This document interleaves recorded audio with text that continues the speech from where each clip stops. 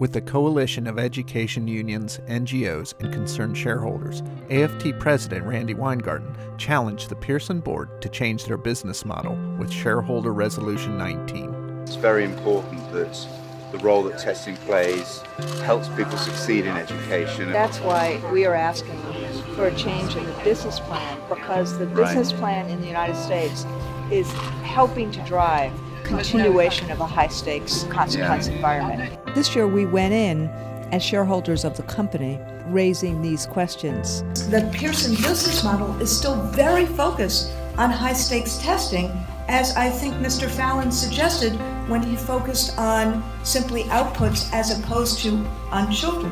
The old circumstance of high-stakes testing and punishing and competition and closing schools and things like that were wrong. It's now been changed, at least in policy. Why shouldn't the biggest education company in the world adapt to those changes? The resolution also calls on Pearson to stop so-called low-fee private schools, which weaken public education in the developing world. It's not about equity. It is about profiteering from a poor child. Even though you call them low-cost schools, the costs that families are being charged is 40% of their daily income. The winner must always be our children. The winner must always be our future. It is not about the resolution, whether we have been able to win the resolution.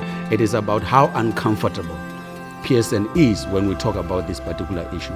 It is how they feel so irritated when we talk about public education, because it is challenging their ideology. Change the trajectory. Do a different kind of business plan.